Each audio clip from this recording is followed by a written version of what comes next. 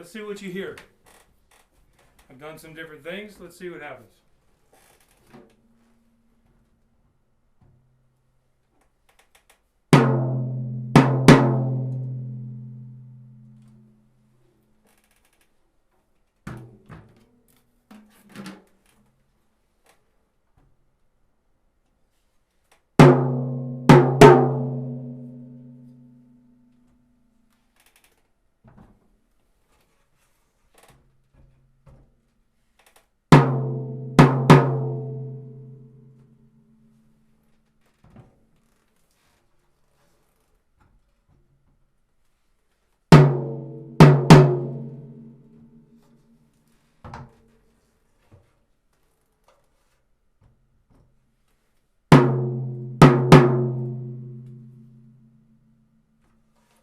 Okay, so I took the two drums from the others that I felt had the best quality overall.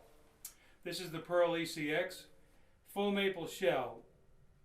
The width of the shell is 7.5 mil.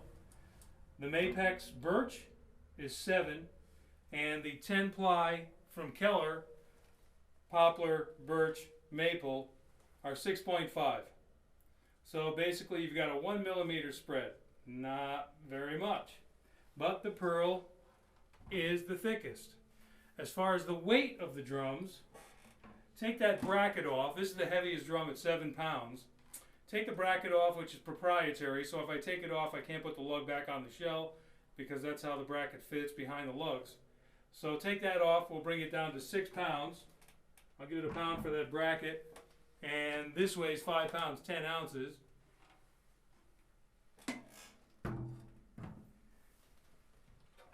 And these weigh about 4 pounds, between 4 pounds and 4 pounds, 3 ounces, I think.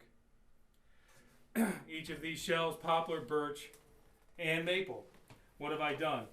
I didn't do anything to the bearing edges here. Basically, I have a double 45, and the inside cut is wider than the outside cut. Same thing here. Basically, they have a double 45, and the inside cut is wider than the outside cut. Here, of course, I started with the baseball bat. That was my last edge. So I cut the shells down to 7 inches, 8 inches rather, from 9. You can see I left the threaded rods same length. I didn't cut those down. I'm going to use those later on something else.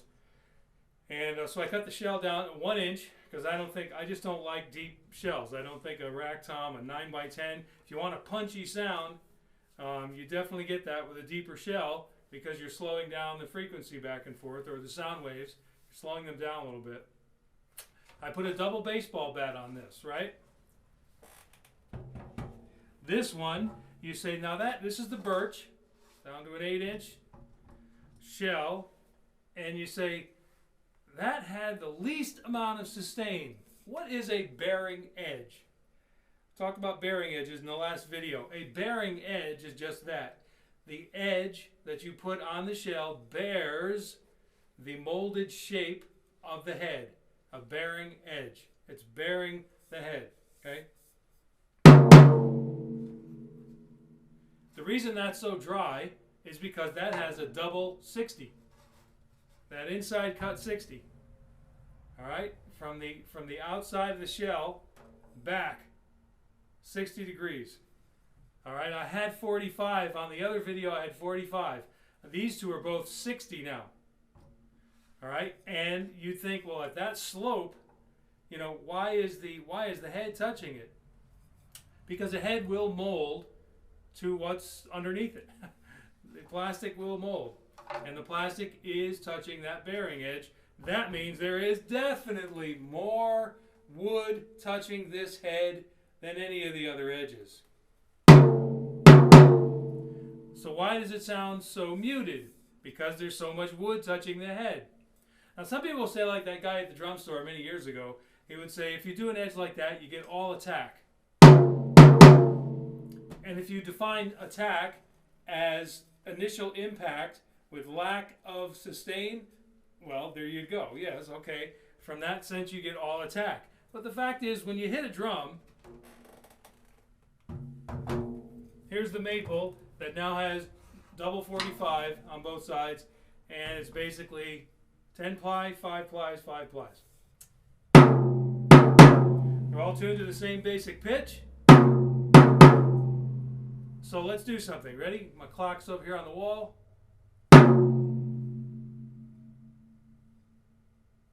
About 4.5 seconds for a sustain. Now tell me, if I'm playing a full set of drums, beyond, would you even hear 1 second of sustain? You hit the drum, and none of those strokes, except the last one, will relate to sustain. They can't, because they're faster than the seconds on the clock. All right. So the last thing you hear then is that sustain. But if you're playing a whole drum set, do you hear that sustain? When you listen to any videos, whether a recording, a video, you hear somebody hit a floor tom. I don't care if they hit it once, boom. And I don't care if that thing has sustain for ages. Are you going to hear it as they're playing the drums? Especially if there's in the music. What's the thing that you hear? You hear the impact of the stick on the head. Everything after that. So you hear the basic pitch. Boom. And the pitch of a drum is one thing Buddy Rich used to say. You don't tune a drum, you tension the drum. And that's what you do, tension the heads. A drum has a relative pitch because you're going to hear both low and high. And then you hear, if you're not perfect, I spent some time tuning these, and I'm very close. Do I still hear the harmonics? Do I still hear the oscillation between slight variances of pitch? Yes. But how much of that do you actually hear when you're playing it? So what you hear is the relative boom. That's the relative thing you hear. You might hear a little high in there. You might hear lower in there. Okay, but that's what you hear when you strike a drum. So is there any major difference in the sound of the drums, maple to birch,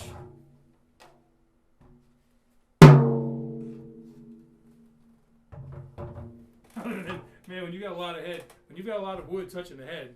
Now, to me, to my ears of the three, the most pleasing sound, if I want to pick one, I like the maple. The birch is just, it's too muted. It's got too much wood touching the head. But that double baseball bat on the poplar, with that very thin, paper thin inner and outer of mahogany. And I hear the oscillation and things, but of the three, that's a pretty good sounding drum, right? Now, somebody would say, well, that's poplar. That's not maple, that's not birch, that's not more expensive woods. That's poplar. I don't want a poplar drum set. See? You see what the marketing has done? You don't want to pay for a poplar drum set, even though you pay less, because it's poplar. It's not maple, it's not birch. Has a good tone. It has a great tone. It has the most sustain. You see, guys, I'm telling you, and ladies, when you go to buy drums, the shells, you don't want to think about the shells so much. If you can hear the drums first, you go to a shop, you hear the drums or something, that'll give you a better idea. All right, so there you go. If somebody gave me a Pearl Export ECX, would I throw it away? I would not. It's a good sounding drum, man. Are you serious? Now, I haven't spent a lot of time to see what kind of tuning range. Same with the Mapex M series. These are lesser lines. They don't sound any different than the Keller shells.